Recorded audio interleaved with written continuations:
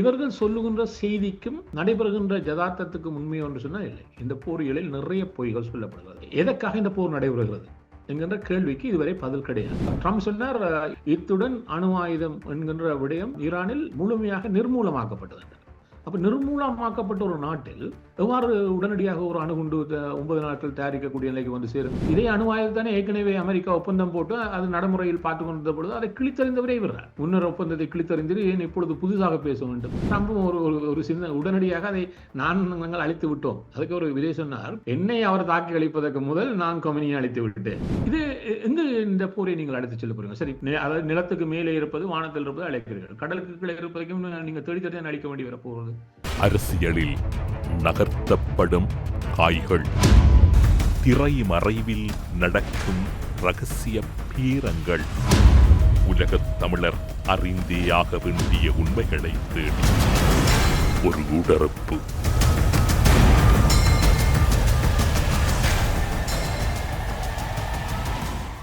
இன்றைய ஊடறுப்பு நிகழ்ச்சியில் எம்மோடு இணைந்து கொண்டிருக்கக்கூடியவர் கனடாவில் இருக்கக்கூடிய அரசியல் ஆய்வாளர் நேரு குணரட்னம் அவர்கள். ஊடறுப்பு நிகழ்ச்சியின் சார்பில் உங்களை வரவேற்பதில் மகிழ்ச்சி. வணக்கம். உங்களிடம் எவ்வகையான வினாவை முன்வைப்பது என்பதில் ஒரு நீண்ட நாள் அனுபவத்தோடு இருக்கக்கூடிய நெறியாளராக ஒரு பெரும் தடுமாற்றம் இருக்கிறது. உங்களோட கதைத்து முடிகின்ற அடுத்த நிமிடம் செய்தியும் மாறுகின்றது, கேள்வியும் மாறுகிறது. அந்த அடிப்படையில் இப்போது இடம்பெறுகின்ற ஒரு பொதுவான யுத்தத்தை பற்றி கதைக்கலாம் என்று நினைக்கின்றோம். இப்போது ஈரான் அமெரிக்கா இடையில் இடம்பெறுகின்ற அந்த யுத்த சூழ்நிலை என்பது, அல்லது ஈரான் அமெரிக்கா இஸ்ரேல் ஏற்படுத்தி இருக்கக்கூடிய யுத்தம் என்பது உலகின் பெரும் அழிவுகளை நோக்கி நகரும் என்று கூறப்படுகிறது. இந்த யுத்தம் இப்போது புதிய ஆயுதங்களை ஒவ்வொரு நாளும் அறிமுகப்படுத்தி கொண்டிருக்கின்றது. இதனுடைய தாக்கத்தை எப்படி பார்க்கிறீர்கள்? ராஜதந்திர ரீதியாக இதனுடைய நடவடிக்கைகள் முடிவுறுத்துவதற்கு வாய்ப்பு இருக்கிறது. மத்திய கிழக்கு நடைபெறக்கூடிய இந்த யுத்தம் ஆரம்பித்து இன்று 6வது நாள் வியாழக்கிழமை. இந்த 6 நாட்கள் பல விடயங்களை சொல்லி நிற்கிறது. நீங்கள் கேட்டது கூட ஒரு கேள்வி இருக்கிறது. இது ராஜதந்திர ரீதியாக எவ்வாறு கையாளப்படுகிறது, இதை உலகம் எவ்வாறு கையாள முனைகிறது, அதில் நிறைய ராஜதந்திர ரீதியாக குழப்பங்கள் இருக்கிறது. ஒரு நாளிலேயே 10 வித்தியாசமான செய்திகளுக்கு பதிலளிக்க வேண்டிய கட்டாயத்தில் உலக நாடுகள் இருக்கிறது.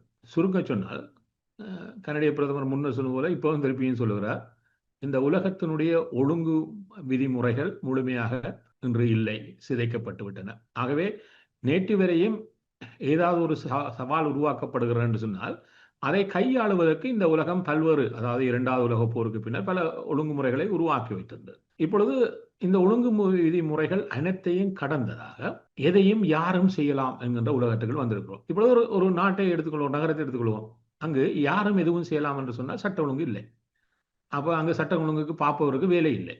இவ்வாறான சூழலில் தான் உலகம் இருக்கிறது. ஆகவே கடந்த கால போர்களும் பார்க்க இந்த போர் என்ன வடிவம் பெறும், எதை நடைபெறும், எதுக்கு என்ன முடிவெடுப்பது என்பது உலகத்தில் இருக்கக்கூடிய அனைத்து ராஜதந்திர வட்டாங்களும் தலையப்பித்துக் கொள்கிறார்கள். அதுக்கு பல விடயங்கள் இருக்குது. இப்பொழுது பாருங்கள், நேற்று வரையும் சொல்லிக் கொண்டிருந்தார்கள், ஒவ்வொரு நாளும் இந்த கடந்த 5 நாட்களிலும் ஈரான் ஏவக்கூடிய ஏவுகணைகள், அதை அனுப்பக்கூடிய இந்த ட்ரோன்ஸ்களுக்கான தளங்களை கண்டளித்து அழைத்து வருகிறோம். அதனால் ஏவப்படுகின்ற எண்ணிக்கை ஒவ்வொரு நாளும் கணிசமாக குறைந்து வருகிறது. 80% குறைந்து விட்டது, 90% அவ்வாறு என்று சொன்னால் இன்னொரு 2 நாட்களுக்கு போரை முடித்து விட வேண்டும், ஏன்னா எல்லாம் முடிந்துவிடும் என்று ஆகிவிடும். ஆனால் இன்று வியாழன் மத்திய கிழக்கில் இருக்கக்கூடிய ஏனைய நாடுகள், கட்டாராக இருக்கலாம், ஓமானாக இருக்கலாம், அவர்கள் இன்று நாங்கள் 100 ட்ரோன்களை, ஒரு 10 மிசைல்களை வருவதை தடுத்துவோம் என்று அறிக்கை விடுகிறார்கள். அப்பொழுது இப்பொழுது 100 தானே ஒவ்வொரு நாடும் அறிவிக்கிறார் என்று சொன்னால், என்றால் இஸ்ரேல் எவ்வளவு வரும் என்று சொல்ல போவதில்லை, என்றால் அதாவது கழகம் இல்லை என்று விட்டுவிடும். அமெரிக்காவும் எதுவும் பேசாது, இந்த போரில் இருக்கக்கூடிய 2 நாடுகள். ஆனால் மற்ற நாடுகள் தாங்கள் எத்தனை தடுத்துவோம், எத்தனை வந்து விழுந்தது என்பதை வெளிப்படையாக சொல்லுகிறது. அவ்வாறானால் நீங்கள் அழித்து விட்டால் என்னென்று இவ்வாறு இப்பொழுதும் ஏனைய நாடுகளுக்கு 100 என்ற எண்ணிக்கையில் அவை அனுப்பப்படும் என்ற கேள்வி வரும். ஆகவே இவர்கள் சொல்லுகின்ற செய்திக்கும் நடைபெறுகின்ற யதார்த்தத்துக்கும் உண்மை என்று சொன்னால் இல்லை. இந்த போரியலில் நிறைய பொய்கள் சொல்லப்படுகிறது. இது முதல் தடவையாக சொல்லப்படவில்லை, கடந்த ஆண்டும் சொல்லப்பட்டது, இப்பொழுதும் சொல்லப்படுகிறது. இப்பொழுது எதற்காக இந்த போர் நடைபெறுகிறது என்கின்ற கேள்விக்கு இதுவரை பதில் கிடையாது. 6வது நாளும் கூட அந்த பதில் ஒவ்வொரு நாளும் ஒரு நாளில் 2 முறை மாற்றப்படுகிறது. முதல் சொன்னார்கள் அணு ஆயுதத்தை அழிப்பதுதான் நோக்கம். ட்ரம்ப் சொன்னார், இன்னும் 9 நாளில் விட்டிருந்தால் அவர்கள் அணு ஆயுதத்தை உருவாக்கி விட்டுருவார்கள், அதனால் தான் அழித்து. அவ்வாறாக இருந்தால் 8 மாதங்களுக்கு முன்னர், உங்களுக்கு நினைவிருக்கும் நினைக்கிறேன், இந்த 8 மாதங்களுக்கு முறை இதே போரை நாங்கள் பேசியிருக்கிறோம். அவ்வாறு பேசுகின்ற பொழுது சொன்னார், இறுதியாக B2 அணிவகுப்பில் அனுப்பி குண்டுகளை பெருங்குண்டுகளை போட்டதன் உடன் சொல்லிவிட்டார். இத்துடன் அணு ஆயுதம் என்கின்ற விடயம் ஈரானில் முழுமையாக நிர்மூலமாக்கப்பட்டது என்றார். அப்ப நிர்மூலமாக்கப்பட்ட ஒரு நாட்டில் எவ்வாறு உடனடியாக ஒரு அணுகுண்டு 9 நாட்கள் தயாரிக்கக்கூடிய நிலைக்கு வந்து சேரும்? ஏன்னால் அணுகுண்டுக்கு யூரேனியம் என்ரிச் பண்ண வேண்டும், அதை அவருடைய உயர்தரத்துக்கு கொண்டு. அதெல்லாம் ஒரு நாளில் நடைபெறுவதில்லை. ஒரு அணுகுண்டு எவ்வாறு உருவாகுன்னு தெரிந்தவர்களுக்கு இதை போல பெரிய நகைச்சுவையே கிடையாது. ஆனால் இதை உலகத்தினுடைய பெருந்தலையாரி சொல்லுகிறார். நாங்கள் முட்டாள்கள் போல ஒரு உலக சமூகம் கேட்டுக்கொண்டிருக்கிறோம். ஏன்னா எதிர்வினை ஆற்றுவதற்கே எல்லாருக்கும் பயமே. இப்படி சொல்வது கூட தப்புன்னு சொல்வது கூட. ஆனால் அது இதுதான் காரணம். சரி, அணு ஆயுதத்தை மீண்டும் அழிக்க போனீர்கள் என்று பார்த்தால் அடுத்த நாள் சொல்றது இல்லை. அவருடைய விமானப்படையை அழிப்பது நோக்கம், அவருடைய கடற்படையை அழிப்பது நோக்கம். அப்ப இப்ப இதுதான் நோக்கம். அப்ப இது எப்பொழுது முடிவுக்கு வரும்? அப்ப இதனால்தான் ஏனையவர்கள் இதில் போவதா இல்லையா? வளமையாக இவர்கள் சண்டை ஆரம்பித்துட்டா பின்னாலே போய் தலையாரியா கட்டி விடுவார். ஒருவரும் போகவில்லை. இதிலும் 8 மாதங்களுக்கு முதல் உங்களுக்கு என்ன இருக்கும், நான் இதை வலியுறுத்தினேன். நெட்டன்யாகு எவ்வாறு ட்ரம்பை கையாளுவதற்கு லாபகமாக கற்று வைத்திருக்கிறார். அதுக்கு ஒருவர் இருக்கிறார், ட்ரம்பினுடைய மருமகனாக இருக்கக்கூடிய குஷ்னர். அவரை தான் இவர் எல்லா இடத்திலையும் முதன்மைப்படுத்துவார், எல்லா பேச்சுவார்த்தைகளுக்கும் முதன்மைப்படுத்துவார். அப்ப இந்த குஷ்னர் அவர் ஒரு யூதர். ஆகவே அவரை வைத்துக் கொண்டு இவரை இப்பொழுது ஒரு செய்தி கிடைக்கிறது இஸ்ரேலுக்கு. அதாவது இப்பொழுது ஒரு பேச்சுவார்த்தை நடைபெற்றுக் கொண்டிருந்தது சுவிட்சர்லாண்டில். அணு ஆயுத ஒப்பந்தம் ஒன்றை செய்ய போகிறேன் என்று சொல்லி ஈரானுடன் ட்ரம்ப் பேச்சுவார்த்தை நடத்தி வந்தார். அப்படி ஒரு கேள்வி இருக்கிறது. இதே அணு ஆயுதத்தானே ஏற்கனவே அமெரிக்கா ஒப்பந்தம் போட்டு அது நடைமுறையில் பார்த்துக் கொண்டிருந்த பொழுது அதை கிழித்தறிந்தவரே விடுறார். இதெல்லாம் தேவையில்லை என்று கிழித்தறிந்து விட்டு திருப்பியும் இப்பொழுது ஒப்பந்தம். அப்ப ஏன் முன்னர் ஒப்பந்தத்தை கிழித்தறிந்து ஏன் இப்பொழுது புதிதாக பேச வேண்டும்? பேசிக் கொண்டிருக்கிறார்கள். ஒவ்வொரு நாளும் அந்த பேச்சுவார்த்தைகளின் கட்டமாக நடந்த பேச்சுவார்த்தைகள் முன்னேற்றம் என்று சொல்லப்படும். அது வியனாக்கு நகரம் இருந்தது. அதை ஓமான் முன்னொன்று நடத்தி கொண்டிருந்தது. ஓமானுக்கும் என்ன நடைபெறுகிறது சொன்னால் அடுத்த கட்ட பேச்சுவார்த்தைகளுக்கான முயற்சி நடைபெற்றுக் கொண்டிருந்த பொழுது நான் நினைக்கிறேன் அதற்காகத்தான் கூடினார்களோ தெரியாது, இவருடைய எல்லாரும் ஒரு இடத்தில் கூடினார்கள். அந்த செய்தியை இஸ்ரேல் உளவு பெற்றுக்கொண்டு விட்டது. இவர்கள் ஒரு இடத்தில் இருக்கிறார்கள். இதுதான் வாய்ப்பு. அனைவரையும் ஒரேடியாக, அதாவது பெருந்தலைகளை ஒரேடியாக தூக்குவதற்கான வாய்ப்பு, குறிப்பாக கமனியை தூக்குவதற்கான வாய்ப்பு தகவல் கிடைத்து விட்டது. உடனடியாக இந்த வாய்ப்பை இழக்கக்கூடாது என்பதற்காக அவர்கள் தாக்குதலுக்கு இறங்கிவிட்டார்கள். அந்த செய்தி இவரிடம் பகிரப்படுகிறது. தாக்குதல் நடைபெற்று விட்டது. கமனி அழைக்க இல்லை என்பது தெரிந்தவுடன் ட்ரம்பை அதை விட்டார்கள். நீங்கள் அதனுடைய வெற்றியை கொண்டாடுங்க. ட்ரம்பும் ஒரு சின்ன உடனடியாக அதை நாங்கள் அழித்து விட்டோம். அதுக்கு ஒரு விதை சொன்னார், I got him before he got me என்ற. என்னை அவர் தாக்கி அளிப்பதற்கு முதல் நான் கமனியை அழித்து விட்டேன். ஆனால் அவர் என் மீது 2 முறை முயற்சி செய்தால் நான் ஒரு முறையிலேயே அவரை தூக்கி விட்டேன் என்றால் இதுதான் ட்ரம்ப்.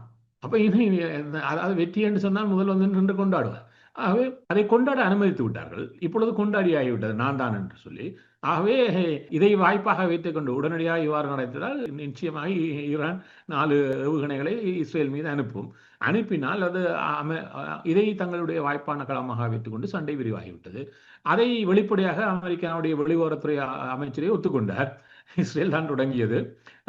எங்கள் மீது இதற்கு எதிர்வினையாக தாக்குதல் வரும், அந்த எதிர்வினையான தாக்குதலை மட்டுப்படுத்துவதற்காக நாங்கள் அந்த களத்துக்கு வந்தோம் என்பதை அவர் ஒத்துக்கொண்டார். பின்னர் அது ஒரு எதிர்வினையானது பொழுது இல்லை நான் சொல்லவில்லை என்று எல்லா ஊடகங்களுக்கு முன்னால் பேசிவிட்டு இல்லை என்று சொல்ல முனைந்தார்.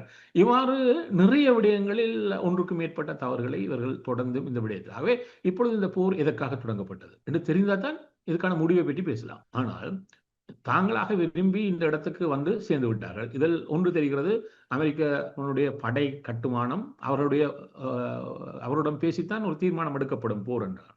அவர்கள் தங்களுடைய கருதுகோளை முன்வைப்பார்கள். அதுக்கான வாய்ப்பு வழங்கப்படவில்லை. அது உள்ளார்ந்த ரீதியாக அது கசிகிறது.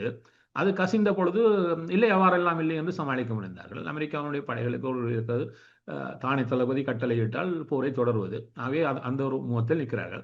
ஆகவே அதுக்குள் மனக்கசப்புகள் இருக்கிறது என்பது வெளிப்படையாக தெரிகிறது. அதனுடைய விளைவு 3 அமெரிக்க முதன்மையானவர்கள், ஜனாதிபதி இருக்கக்கூடிய ட்ரம்பாக இருக்கட்டும், பாதுகாப்பு அமைச்சராக இருக்கட்டும், வெளிவார அமைச்சராக இருக்கட்டும், முன்னுக்கு பின்முரணாக தொடர்ச்சியாக பேசுகிறார்கள். இது உலகத்துக்கு அழகா இந்த போரை எந்த இடத்துக்கு கொண்டு செல்கிறது ஒன்று தெரிகிறது. இது ஏன் தொடங்கியது என்று தெரியாத அவர்களுக்கு. அவை அதனால் இது எங்கு போகும் என்பது. ஆனால் நீங்கள் கூறுகின்ற இத்தனை விடயங்களும் மிக முக்கியமானது ஒன்றாக இருக்கின்ற அதே சூழ்நிலையில் இன்று நாளுக்கு நாள் இந்த யுத்தம் ஒரு யுத்தம் ஆரம்பிக்கப்பட்டால் அந்த நாளுக்கு நாள் மாற்றங்கள் இடம்பெறும், அல்லது பேச்சுக்கான முயற்சிகளில் யாரும் ஈடுபடுவார்கள், அல்லது பேசுவதற்கான செய்திகள் வெளிவரும். ஆனால் ஒவ்வொரு நாளும் புதிய ஆயுதங்களின் பயன்பாடு தொடர்பில் தானே செய்திகள் வெளிவந்து கொண்டிருக்கின்றன. அப்படியே இந்த யுத்தத்தின் முடிவு என்பது அழிவில் தான் முடிய போகின்றது. அதாவது இந்த போர் இப்பொழுது ஒரு 14 நாடுகள் உள்வாங்கப்பட்டதாக இருக்கிறது ஏதோ வகையில். ஈரான் ஒன்றில் தெளிவாக இருக்கிறது. அதாவது அமெரிக்காவினுடைய தளங்கள் எங்கெங்கெல்லாம் இருக்கிறதோ அவ்வாறான இடங்கள், அதாவது அமெரிக்காவுடைய தூதரகமாக இருக்கட்டும், அமெரிக்காவுடைய படைக்கட்டுமான தளங்களாக இருக்கட்டும், இதுவரை 27 இடங்களை இந்த மத்திய கிழக்கு வட்டையர்களுடைய பல்வேறு நாடுகள் மீது அது தாக்கியது. ஆகவே அதுக்கு ஒன்றை வைத்துக் கொள்வது, நான் இந்த அமெரிக்காவுடைய இங்கு இருக்கக்கூடிய கட்டுமானங்களை தான் தாக்குகிறேன் என்று ஒரு பார்வை. ஆனால் அது அவ்வாறு தான் செய்கிறதா இல்லை. அது அதை கடந்து வர்த்தகத்தை இந்த பகுதியில் முடக்கிறது. இங்க இருக்கக்கூடிய நாடுகள் வர்த்தகத்தில் தான் வாழ்ந்து கொண்டிருக்கக்கூடிய நாடுகள். அந்த வர்த்தகத்தை பெரும்பான்மை முடக்குகிறது. இந்த வர்த்தகத்தினுடைய மையமாக இருக்கக்கூடிய எண்ணெய் விடயத்தில் கை வைக்கிறது. அதுக்கான தாக்கத்தை உருவாக்குறது. மூன்றாவது விடயமாக இன்னொன்றை செய்கிறது. இந்த வர்த்தகையினுடைய முடக்கத்தினூடாக உலக பொருளாதாரத்தில் பெருந்தாக்கத்தை உருவாக்க அது முனைகிறது. இது எவ்வாறான வடிவத்தை இதுவரை பெற்றிருக்கிறேன்னு சொன்னால், இந்த எரிவாயு, இந்த லிக்விட் நேச்சுரல் கேஸ், எரிவாயுனுடைய உலகத்திலேயே பெரிய இது கட்டாரில் இருக்கிறது. அது இன்று வியாழன் காலை அது தன்னுடைய உற்பத்தியை நிறுத்தி இருக்கிறது. அதை நிறுத்தினால் அது என்ன செய்யும் சொன்னால் 2 வாரங்கள் எடுக்கும் அது திருப்பியும் அது இயங்கு நிலைக்கு கொண்டு வரதாக இருந்தார். அப்ப இன்றைக்கு நிறுத்தி போட்டு நாளைக்கு அது ஆரம்பிக்க முடியாது. அப்ப உலகத்தினுடைய எரிவாயுனுடைய பெரும் உற்பத்தி நிறுவனமானது கட்டாரில் நிறுத்தப்பட்டிருக்கிறது. இதனுடைய விளைவு என்ன? இதனுடைய எரிவாயுனுடைய விலையேற்றம் இந்த கடந்த ஒரு வாரத்தில், இப்பொழுது 6வது நாள் 1 வாரம் ஆகிறது, இந்த ஒரு வாரத்தில் 80% அது அதிகரித்திருக்கிறது. இந்த எரிவாயில் தான் பெருநகரங்கள் உலகம் முழுக்க தங்கி இருக்கிறது. ஏன்னா எரிவாயு இப்பொழுது கனடா போன்ற குளிர் நாடுகளுக்கெல்லாம் எரிவாயு இல்லை என்று சொன்னால் வீட்டையே நாங்கள் சூடேற்ற முடியாது. ஆகவே பெருநகரங்கள், இலங்கையில் இருக்கக்கூடிய கொழும்பு போன்ற நகரங்களில் எரிவாயில் தான் சமையலே நடக்கும். இப்போ எரிவாயு 80% அதிகரிப்பை கண்டிருக்கிறது. இதே போன்று பார்த்தீங்கன்னு சொன்னால் எண்ணெயினுடைய விலை 10% இந்த ஒரு வாரத்தில் அதிகரித்திருக்கிறது. இது எவ்வாறு அமெரிக்காவிலேயே தாக்கம் செலுத்துறேன்னு சொல்றேன். அமெரிக்காவில் இன்று வியாழன் படி அமெரிக்காவுடைய எண்ணெய் சராசரியாக $3.25 மாறி இருக்குது. இது கடந்த 11 மாதங்கள் அதிகரித்த விலையேற்றமாக பார்க்கிறது. அந்த கடந்த 3 நாட்கள் இந்த எண்ணெய் விலையேற்றம் உடனடியாக நடைபெறவில்லை. ஆனால் கடந்த 3 நாட்களில் அமெரிக்காவில் 26% கூடியிருக்கிறது. அதாவது வியாழக்கிழமை 5% கூடியிருக்கிறது, புதன்கிழமை நேற்றைய முன்தினம் 9% கூடியிருக்கிறது, கடந்த செவ்வாய்க்கிழமை 11% கூடியிருக்கிறது. அப்ப பாருங்கள், அமெரிக்காவே எண்ணெயில் தன்னிறைவை கொண்டிருக்கக்கூடிய ஒரு நாட்டிலேயே இவ்வாறு எண்ணெய் விலை அதிகரிப்பு என்றால் சாதாரண நாடுகளில் யோசித்து பாருங்கள். டீசலினுடைய விலை இவ்வாறு கூடியிருக்கிறது, 12.8% கூடியிருக்கிறது, $4.17 அமெரிக்காவில் இருக்கிறது. இப்ப டீசல் கூடினால் இது கடந்த 3 நாட்களில் 40% டீசலின் மாற்றம் கூடியிருக்குது அமெரிக்காவிலே. இவ்வாறு இருந்தால் டீசல் கூடினா என்ன நடைபெறும்? எல்லா ஏற்றுமதிக்கு இருக்கக்கூடிய இந்த வாகனங்கள், கனரக வாகனங்கள் எல்லாத்துக்குமான டீசலில் இயங்கக்கூடியவை விலையேறும். ஏறினால் நாங்கள் பெற்றுக்கொள்ளக்கூடிய பொருட்கள் எல்லாத்துடைய விலையும் அதனால் அதிகரிக்கும். அப்ப எவ்வாறான தாக்கத்தை அமெரிக்காவிலேயே அது உருவாக்கி கொண்டிருக்கிறது. இப்ப ஸ்ட்ரெய்ட் ஆஃப் ஹோர்முஸ் மூடியே கிடக்கிறது 6 நாட்களாக. இதனால் 20% ஆயில் இதுக்கெல்லாம் வரும். அப்போ ஆயிலேன் விலையேற ஆரம்பித்திருக்கிறது. ஆரம்பத்தில் ஆரம்பிக்கவில்லை, ஒன்றை சொல்லிக் கொண்டார்கள். இதிலும் பார்க்க சிக்கலாக இருக்கிறது இந்த ஜெட் ஃபியூவல், அதாவது விமானங்களுக்கு ஏற்றுக்கூடிய அது அந்த உயரிய எண்ணெய். அதை சேகரித்து பெருமளவில் வைத்திருக்க முடியாது. அது உடனடியாக பாவனைக்கு வரக்கூடியது, உடனடியாக அதற்கான சப்ளையும் இருந்து கொண்டிருக்கும். இப்பொழுது பார்த்தீங்கன்னா அந்த ஜெட் ஃபியூலினுடையது லோவாக இருக்கிறது பல இடங்களில். அதனுடைய விளைவு என்னன்னு சொன்னால் மார்க்கெட்டில் அந்த விலை மிக ரெட்டிப்பாக இருக்குது இந்த ஒரு வாரத்தில். அப்ப இந்த ரெட்டிப்பானால் அதை இங்கு விமானங்களை இயக்குவதற்கான எண்ணெய் விலை ரெட்டிப்பானால் அது யாரிடம் சேரும்? பயணிகளிடம் சேரும். ஆகவே பயணிகள் பயணத்துக்கு போகின்ற பொழுது இப்பொழுது அதிகரித்த இதுக்கள் அவர்கள் தள்ளப்பட போகிறார்கள். இதையும் கடந்து பார்த்தீங்கன்னு சொன்னால் இது இப்பொழுது சைப்ரஸில் இருக்கக்கூடிய சவால். சைப்ரஸ் ஐரோப்பிய ஒன்றியத்தில் ஒரு நாடு. சைப்ரஸ் மீது ஒரு 2 ட்ரோன் வந்துதாம் என்று சொன்னவுடன் இப்பொழுது சைப்ரஸை காப்பாற்றோம் என்று பிரித்தானியா போய் இறங்கி இருக்கிறது. இப்பொழுது பார்த்தீங்கன்னு சொன்னால் இத்தாலி, பிரான்ஸ், நெதர்லாண்ட்ஸ் எல்லாம் தங்களுடைய கடற்படைகளை சைப்ரஸினுடைய பாதுகாப்பு அனுப்புகிறார்கள். இப்ப இவர்கள் அனைவரும் தங்களை தற்காத்து கொண்டாலும், அதாவது இந்த போரிலிருந்து ஐரோப்பிய ஒன்றியம் நேட்டோ விலகியே இருக்கிறது. அதற்கு காரணம் இப்பொழுது பிரித்தானியாவுடன் ஒரு பெரிய சண்டையே வந்தது அமெரிக்காவுக்கு என்று சொன்னால் இவர்கள் இந்த போருக்கு எவ்வாறு தயார் இல்லாமல் போனார்கள் என்பதனுடைய இன்னொரு அர்த்தம் அது. என்று சொன்னால் ஒரு போருக்கு போகின்ற பொழுது அதுக்கான பின்புல படை கட்டுமானங்களுக்கான தயாரிப்புகள் முழுமை பெற வேண்டும். அது முழுமை பெறாத விளைவு இப்போ இந்த மத்திய கிழக்கு வட்டையில் இருக்கக்கூடிய அமெரிக்காவுடைய தளங்களில் இருக்கக்கூடிய விமானங்கள் போர் வந்தால் அந்த இடத்திலிருந்து அகற்றப்படும். ஏன்னு சொன்னால் அது பாதிப்புக்கு உள்ளாகும் என்றபடி போர் வீரர்கள் குறைக்கப்படுவார்கள் என்றால் பாதிப்பை மிக குறைப்பதற்கு. ஆனால் இவை நடைபெறவில்லை என்னுடைய அர்த்தம் பிரித்தானியாவுடைய கட்டுக்கள் இருக்கக்கூடிய தளங்கள் இருந்து விமானங்கள் பறப்பதற்கு பிரித்தானியா தடுத்து விட்டது. அதனால் தாமரை போட்டு மிக கடுமையாக பேசினார் ட்ரம்ப். என்று சொன்னால் அந்த அனுமதி தரவில்லை. பின்னர் ஒரு பேச்சுவார்த்தையின் பின்னர் அது அனுமதிக்கப்பட்டது. ஆனால் இன்று வரை இந்த வியாழன் கூட பிரான்ஸ் ஒன்றை சொல்லி நிற்கிறது, எங்களுடைய இதில் உங்களுடைய விமானங்கள் வந்து இறக்கலாம் அமெரிக்க விமானங்கள், ஆனால் தாக்குதலுக்காக செல்லக்கூடிய விமானங்கள் எதுவும் எங்களுடைய இதில் இறங்கிவிட்டு செல்ல முடியாது. இதைத்தான் ஸ்பெயின் சொன்னது. நானும் அதை அனுமதிக்க மாட்டேன் என்ற பொழுது உடனடியாக ட்ரம்ப் சொன்னார், ஸ்பெயின் மீது உடனடியாக வர்த்தக தடை போடுவேன். ஆனால் பின்னர் இதிலிருந்து தன்னை விட்டு மாற்றி அமைப்பதற்காக சொன்னார், ஸ்பெயின் ஒத்துக்கொண்டு விட்டது என்று. ஆனால் ஸ்பெயின் அதற்கு பிறகு சொன்னது, இல்லை, எங்களுடைய நிலைப்பாட்டில் எந்த மாற்றமும் கிடையாது, நீங்கள் தாக்குதலுக்காக எங்களுடைய தளங்களை நீங்கள் பயன்படுத்த முடியாது. நேட்டோவாக வந்து இறங்கி செல்லலாம், ஆனால் ஈரான் மீதான தாக்குதலுக்கு எங்கள் தளங்கள் இந்த இடத்தில் ஐரோப்பிய ஒன்றிய நாடுகள் மிக கடுமையாக இருக்கிறது. காரணம் ஒன்றுதான். ஏனென்று சொன்னால் இவர்கள் ஒவ்வொரு நாளும் கதையை மாற்றிக் கொண்டிருக்கிறார்கள். இவ்வாறு மாறிக்கொண்டிருக்கக்கூடிய எது தெளிவற்ற ஒரு போரியலுக்கு தங்களை ஈடுபடுத்திக் கொள்ள முதற்தடவையாக இந்த நாடுகள் அமெரிக்காவுடன் முரண்டு படிக்கின்றன. இது ஒரு செய்தியை சொல்லுகிறது. இப்ப இதை கடந்து கொண்டிருக்கிறது. இப்ப இந்த வட்டகையில் நிறைய ஐரோப்பிய வட்டகை ஏனைய நாடுகளைச் சேர்ந்த பயணிகள் அல்லது மக்கள் முடங்கி போயிருக்கிறார்கள். என்றால் விமான பரப்புகள் இல்லை. இப்பொழுது அவர்களை எவ்வாறு வெளியே எடுத்துக் கொண்டு வருவது என்பதுதான் ஏனைய நாடுகளுக்கு இருக்கக்கூடிய முதன்மை பிரச்சனையா இருக்குது. ஏன்னா தங்களுடைய நாட்டு மக்கள் இந்த பாதிப்புகள் வந்துவிடக்கூடாது. ஆகவே நாங்கள் இதை தற்காத்துக் கொள்ள வேண்டும். இந்த தற்காத்துக் கொள்வதற்கான முறைமைகளை எவ்வாறு வகுப்பது என்பதிலேயே அவருடைய நேரம் கடந்து செல்கிறது. என்று சொன்னால் அவருடைய மக்கள் இந்த இதில் எங்காலம் மாட்டிக்கொண்டு இறந்து போவார்களாக இருந்தால் அந்த நாட்டில் இருக்கக்கூடிய அரசுகளுக்கு அது பெரும் நெருக்கடியாக மாறும். தங்களுடைய மக்களை இவர்கள் காத்துக் கொள்ளவில்லை என்கின்ற.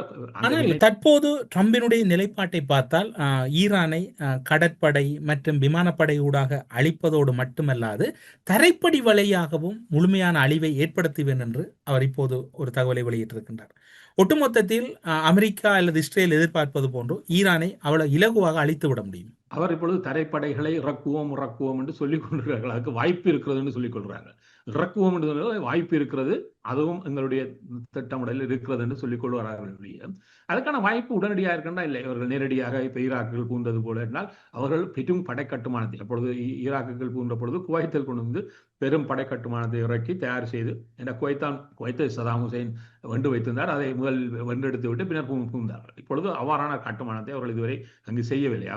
ஆனால் அதற்கான பின்புல வேலைகளை சிலவற்றை செய்கிறார்கள். எவ்வாறுன்னு சொன்னால் கர்டிஸ்தான் என்று இருக்கக்கூடிய இந்த துருக்கிய கர்டிஸ் மக்கள் அவர்கள் 4 நாடுகளுக்கும் பரவி இருக்கிறார்கள். அவர்கள் துருக்கிக்கும் இருக்கிறார்கள், அவர்கள் ஈரானுக்கும் இருக்கிறார்கள், ஈராக்குகளும் இருக்கிறார்கள், சிரியாவிலும் இருக்கிறார்கள். இவர்கள் எல்லா பகுதியும் சேர்ந்து இதில் இருக்கக்கூடியவர்கள் அந்தந்த நாட்டினுடைய எதிர்வினையை எதிர்கொள்கிறார்கள். துருக்கியை பொறுத்தவரை தன்னுடைய பகுதியில் இருக்கக்கூடிய கர்டிஸ்தானங்கள் தங்களுக்கு எதிராக எந்த வித செய்யாமல் ஒரு அடக்குமுறைகளிலேயே இந்த மக்கள் எல்லா இடங்களிலும் இருக்கிறார்கள். இந்த இருக்கக்கூடிய இந்த 4 பரப்புகளுக்கும் இருக்கக்கூடிய கர்டிஸ் குழுக்கள் அவர்களுக்குள் பிளவுபட்டு இருக்கிறார்கள். அப்ப இவர்கள் அவர்களை பயன்படுத்தி மீண்டும் அவர்களை ஈரான் பகுதியில் இருப்பவர்களை ஈரானுக்குள் ஊடுருவ விட்டு ஈரானுக்குள் ஒரு எதிர் மக்கள் கிளர்ச்சியை இப்போ ஒன்றை சொன்னார்கள், மக்கள் அந்த கிளந்தெடுவார்கள் என்று. இப்பொழுது ஈரானில் இருக்கக்கூடிய மக்கள் இந்த வாய்ப்பை பயன்படுத்தி கொண்டு ஒரு பலவீனமான ஆட்சிக்கு எதிராக கிளந்திடவில்லை. அதுக்கு காரணம் இருக்கிறது. ஏன்னு சொன்னால் நேற்று வரை தன்னுடைய ஆட்சி மீது கோபம் கொண்ட ஈரானிய மக்கள் பலர் இருக்கிறார்கள். ஆனால் இன்று அவர்கள் தாங்களாக நேரடியாக தாக்கப்படுகின்ற பொழுது ஒரு ஈரானியர் அங்கிருந்து சொல்கிறார், நான் இவ்வளவு நாளும் இந்த ஆட்சிக்கு எதிராக இருந்தேன், ஆனால் இப்பொழுது என் கண் முன்னாலேயே நான் என்னை தாக்குகின்ற இஸ்ரேல் அமெரிக்காவுடன் நான் எவ்வாறு ஒத்து போக முடியும் என்ற கேள்வியை கேட்கிறேன். இதுவரை அங்க இருக்கக்கூடிய மக்களுடைய மனப்பாவத்தில் ஒரு எதிர்வினையை உருவாக்குவது என்று கூட இவர்கள் புரியவில்லை. இது ஆபத்தானது. இன்னொரு விதத்தை சொல்ல போனோம்னா இந்த கர்டிஸ்தான் பகுதியினருக்குள் இருக்கக்கூடிய குழப்பத்தில் அவர்கள் உள்ளே செல்வதற்கு இதுவரை தயாராக சிஏஏ கடுமையாக முனைகிறது. அவர்களுக்கு ஆயுதம் கொடுத்து அவர்களை உள்ளே சென்று அவர்கள் ஒரு கிளர்ச்சியை உருவாக்குகின்ற பொழுது, உள்ளாந்த ரீதியாகவும் ஒரு சவாலை உருவாக்குகின்ற பொழுது அது தங்களுக்கு ஏதாவது வாய்ப்பை தருமோ என்று சிந்திக்கிறது. இவ்வாறுதான் அவர்கள் பல நேரங்களில் இயங்கியிருக்கார், இப்பொழுதும் இயங்குகிறார். ஆனால் வெளிப்படையாக கேட்டால் இல்லை நாங்கள் அவ்வாறு எதுவும் செய்யவில்லை என்றார். ஆனால் அது இதுவரை அவர்களுக்கு வெற்றி அளிக்கவில்லை. என்ன கேர்டிஸ் குழுக்களுக்குள்ளே ஒரு விடயம் இருக்கிறது சொன்னால், இவர்கள் இதுவரையும் தொடர்ந்தும் பயன்படுத்தப்பட்டவர்களாக இருந்தார்கள். ஈராக்கில் வருகின்ற பொழுது அவர்களை பயன்படுத்தினார்கள் ஈராக்கை கட்டுப்படுத்துவதற்கு. பின்னர் அவர்களை கைவிட்டு விட்டார்கள். துருக்கியில் இருப்பவர்கள் சவாலை வந்த பொழுது ஆரம்பத்தில் அனுசரணை கடைப்பிடித்தார்கள், பின்னர் கைக்கு விட்டு விட்டார்கள். இதே போன்றுதான் சிரியாவில் இருக்கக்கூடிய கேர்டிஸுக்கு. அவே இந்த கேர்டிஸில் இருக்கக்கூடியவர்கள் ஒவ்வொரு நாட்டிலும் பயன்பாட்டக்கூடியவர்களாக பயன்படுத்தப்பட்டு பின்னர் கைவிடப்பட்டவர்களாக மாறிக்கொண்டிருப்பதையும் அவர்களுக்கும் புரிகிறது. ஆகவே அவர்கள் இவ்வாறான ஒரு முயற்சியில் ஈடுபடுவதாக இருந்தால் நிறைய பாகையினை பேரம் பேசுவதை அமெரிக்காவுடன் செய்வே செய்வார்கள். அந்த பேரம் பேசுதலில் ஏதோ பிணக்கு இருப்பதுன்னு தெரிகிறது. ஆகவே இவர்கள் இவ்வாறான முயற்சிகள் பலவற்றை செய்கிறார்கள். ஆனால் இதுவரை அதில் கணிசமான முன்னேற்றத்தை காணவில்லை. ஆனால் ஈரானுக்குள் இருந்த அந்த எதிர்வினைகளை, அந்த ஆட்சிக்கு எதிரான எதிர்வினைகளை, ஈரானில் இருந்த ஒரு கடுமையான ஆட்சி மக்களை மிகவும் துன்புறுத்தியதெல்லாம் அது ஏற்றுக்கொள்ள வெளிப்படையான உண்மை, ஜதார்த்தம். ஆனால் இன்று அவ்வாறு இருக்கக்கூடிய மக்களே இந்த வாய்ப்பை தங்களுக்கான ஒரு களமாக பயன்படுத்த முடியவில்லை. ஆகவே இது ஒரு செய்தியை சொல்லுகிறது, இவர்களுடைய அணுகுமுறையில் இருக்கக்கூடிய பெரும் குறைபாட்டை தான் இது காட்டியிருக்கிறது. இதே போன்றுதான் இப்ப இவர்கள் இந்த விடயத்தில் இந்த போரியல் என்பது இந்த மத்திய கிழக்கில் மட்டும்தானா இருக்கிறதுண்டா இல்லை. இப்பொழுது இலங்கைக்கு அருகில் சென்று கொண்டிருந்தக்கூடிய, அதாவது வங்காள விரிகுடாவில் ஒரு பயிற்சிக்காக இந்திய துறைமுகத்துக்கு சென்று இருக்கக்கூடிய ஒரு ஈரானுடைய பெரிய கப்பல் ஒன்று தாக்கி அளிக்கப்பட்டது. இந்த விடயத்தில் கூட ஒன்றை சொன்னார்கள், தாங்கள் ட்ரோபிடோவை பயன்படுத்தி, அதாவது 2வது உலக போருக்கு பின்னர் முதல் தடவையாக ட்ரோபிடோ மீண்டும் பயன்படுத்தப்பட்ட ஒரு விடயத்தை பெருசாக பேசுகிறார்கள். ஆனால் என்ன விடயம் என்று சொன்னால், இவர்கள் பேசுகின்ற விடயம் எல்லாம் சாதாரண மக்களுக்கு கதை சொல்வது போல இருக்கிறது. ஆனால் இந்த உலகத்தில் அறிவார்ந்த ஒரு சமூகம் இருக்கிறதே, அவர்கள் முன்னால் நீங்கள் எவ்வளவு முட்டாள்தனமான பொய்களை சொல்லிக் கொண்டிருக்கிறீர்கள் என்கின்ற விடயத்தை ஒரு புரிந்து. இதுதான் உலகத்தில் ட்ரோபிடோ 2வது உலக போருக்கு பின்னர் பயன்படுத்தப்பட்டதாண்டா இல்லை. 2010ஆம் ஆண்டு சமீபத்தில் ஒரு 16 ஆண்டுகளுக்கு முன்னர் தென் கொரியாவினுடைய கப்பல் ஒன்று அழிக்கப்பட்டது. பின்னர் அதை ஆய்வுக்குட்படுத்த பொழுது கண்டுபிடிக்கப்பட்டது வட கொரியாவினுடைய சப்மரீனிலிருந்து ஏவப்பட்ட ட்ரோபிடோ தான். அதில் 46 பேர் இறந்து போனார்கள். இதற்கு முன்னர் போனோம் என்று சொன்னால், இதற்கு முன்னரும் ட்ரோபிடோ 2 முறை 2வது உலக போருக்கு பின்னர் பயன்படுத்தப்பட்டிருக்கிறது. அதாவது ஃபோக்லண்ட்ஸ் போர் என்று 82ஆம் ஆண்டு நடைபெற்றது. இந்த 82ஆம் ஆண்டு நடைபெற்ற இந்த ஃபோக்லண்ட்ஸ் போரில், அர்ஜென்டினாவுக்கு அருகில் இருக்கக்கூடிய ஃபோக்லண்ட்ஸ் ஆண்டு பிரித்தானியா நடத்திய போரில், அர்ஜென்டினாவுடைய ஒரு முதன்மை கப்பலை இதே ட்ரோபிடோவை வைத்துக் கொண்டுதான் பிரித்தானியாவுடைய சப்மரீன் அழித்தது. அதில் 323 அர்ஜென்டினர்கள் இறந்து போனார்கள். இதே போனீங்கன்னா 71ஆம் ஆண்டு இந்தியாவுக்கும் பாகிஸ்தானுக்கும் நடந்த போரில் இந்தியாவுடைய கடற்படை கப்பலை பாகிஸ்தானுடைய சப்மரீன் அழித்தது. அதில் இந்திய வீரர்கள் 194 பேர் இறந்து போனார்கள். அவை 3 முறை இது நடந்து இருக்கிறது. ஆனால் இவர் சொல்றார்கள், இதுதான் முதல் தடவை, ஏன்னா தாங்கள் தான் எதையும் சாதிக்கிறோம், இந்த உலகத்தில் நாங்கள் எவ்வாறானவர்கள் என்று காட்டுவதற்கு கதை சொல்கிறார்கள். ஆனால் ஜதார்த்தத்தில் இதுதான் கதையாண்ட கிடையாது. இன்னொரு விதத்தில் பார்த்துக் கொண்டால், இது சர்வதேச கடற்பரப்பில் எங்கேயோ சென்று இந்த தாக்குதலை செய்கிறார்கள். இதனூடாக 2 செய்திகளை ஒரு சொல்ல முனைகிறார்கள். இந்த உலக பரப்பில் எந்த இடத்தில், இதைத்தான் இந்த சொல்றது ரூல் பேஸ் ஆர்டர், உலகத்தில் நிர்ணயிக்கப்பட்ட விதிகள் எல்லாம் அழிக்கப்பட்டு விட்டன. எங்கும் சென்று இதையும் செய்யலாம் என்று சொன்னால், இதை இப்ப நீங்கள் தான் செய்ய முடியும் என்றால் ஏனையவர்களும் செய்ய மாட்டார்களா? சீனா செய்யாதா, ரஷ்யா செய்யாதா, அல்லது ஏனையவர்கள் செய்ய மாட்டார்களா?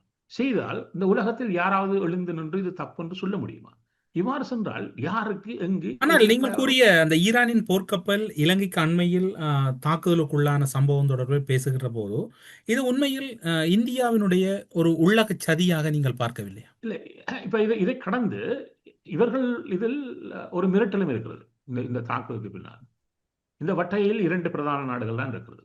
ஒன்று சீனா, 2வது இந்தியா. மறைமுகமாக இவர்களுக்கே இவர்கள் ஒரு செய்தியை 2 தரப்புக்கும் வட்டகையில் இருக்கக்கூடியவர்களுக்கு சொல்லுகிறார்கள், நாங்கள் எங்கே வந்தாலும் எங்கும் வந்து உங்களுடைய தாக்கிவிட்டு செல்வோம் என்று. இப்ப இதே மறுபுறத்தில் வருகிறேன். இந்த சப்மரீன்ஸ் உலகத்தில் 3 நாடுகளிலும் 60க்கும் 70க்கும் இடையிலான சப்மரீன் எண்ணிக்கையில் இருக்கிறது. அது 3 நாடுகளிலும் இருக்கிறது. சீனாவில் இருக்கிறது, ரஷ்யாவில் இருக்கிறது, அமெரிக்காவிடம் இருக்கிறது. இந்த 3 நாடுகளுக்கு அடுத்த நிலையில் அதிக சப்மரீனை கொண்டிருக்கக்கூடிய நாடு ஈரான். 24 இருக்கிறது திட்டம். அவ்வாறு இருந்தால், இப்ப நீங்கள் ஒரு எல்லை, அதாவது சொல்வார்கள் ரெட் லைன்ஸ், ஒரு போரியலில் இருக்கக்கூடிய இந்த சிவப்பு கோடுகளை கடக்கக்கூடாது யாரும். கடந்து விட்டால், அப்ப இன்றைக்கு ஈரான் தன்னிடம் இருக்கக்கூடிய சப்மரீன்ஸையும் பயன்படுத்தி கொண்டு இவ்வாறு இலகுவாக உங்களுடைய வணிக கப்பல்களையும் அமெரிக்காவுடைய இதையும் தாக்க முனைந்தால் அதை தவறென்று யாரும் சொல்ல முடியுமா? நாளை 4வது இடத்தில் அதிக சப்மரீன் கொண்டிருப்பது ஈரான் தானே. அப்ப இது எங்கு இந்த போரை நீங்கள் அழைத்து செல்ல போறீங்க? சரி, அதாவது நிலத்துக்கு மேலே இருப்பது, வானத்தில் இருப்பது அழைக்கிறீர்கள். கடலுக்கு கீழே இருப்பதையும் நீங்க தேடி தேடி தான் அழிக்க வேண்டி வரப்போகிறது. இல்லாட்டி அதை பயன்படுத்தி அவர்கள் எதையும் செய்யலாம் தானே. இப்ப இன்னொரு விதத்தில் சொன்னால், இந்த வட்டகையில் ஒரு பரிச்சார்த்தை முயற்சியும் செய்து பார்த்திருக்கிறார்கள். ஈரானுடைய கப்பலை அழிப்பதனூடாக தங்கள் எதிர்காலத்தில் வரக்கூடிய ஏனைய பொருளுக்கான ஒரு ஒத்திகையை கூட நாங்கள் எதிர்பார்க்கலாம். அப்ப இந்த ஒத்திகையை பயன்படுத்த வழிகிட்டு சொன்னால் நம்ம எல்லாரும் என்ன செய்வார்கள்? தங்களுடைய சம்பரின் எண்ணிக்கை அதிகரிப்பார்கள், டோப்பிடோக்களுடைய எண்ணிக்கை அதிகரிப்பார்கள், அதனுடைய ஒவ்வொரு ரகங்களை ஆதரிப்பார்கள். ஆக இந்த போரியல் என்பது இனிமேல் தண்ணீருக்கு நிறைய நடைபெறுகின்ற வாய்ப்பை நீங்கள் அதிகரித்து விட்டிருக்கிறீர்கள். ஆகவே இப்ப நாளைக்கு ஒவ்வொன்று இப்ப டோப்பிடோவில் இருக்கக்கூடிய இந்த ஆபத்து என்று சொன்னால், அது கீழே நிலத்தில் இதிலிருந்து மேலே வந்து வேகமாக அடித்து இந்த அவர்கள் அதுக்கான காணொலியை வெளியிட்டார்கள். அதில் கூட நீங்கள் பார்க்கலாம், அந்த கப்பலை மேலே தூக்கி இரண்டாக பிளந்தாங்க. ஏன்னா அடித்தளத்திலிருந்து வெடிப்பு. இப்ப இது எவ்வளவு மோசமான ஒரு போரியல் என்பது இதில் சம்பந்தப்பட்டது, அதாவது போரியல் சார்ந்த ஆய்வுக்கு செய்யக்கூடியவர்களுக்கு அது தெளிவாக புரியும். இது எவ்வளவு ஆபத்தானது, அவ்வளவு ஆபத்தை இவர்கள் உருவாக்கி வைத்திருக்கிறார்கள். இப்ப சரி, இலங்கை தீவுக்கு அருகில் இதெல்லாம் இலங்கை தீவுக்கு பாதிப்பு இல்லை என்று சொன்னால், இலங்கை தீவிடம் சப்மரீனே கிடையாது.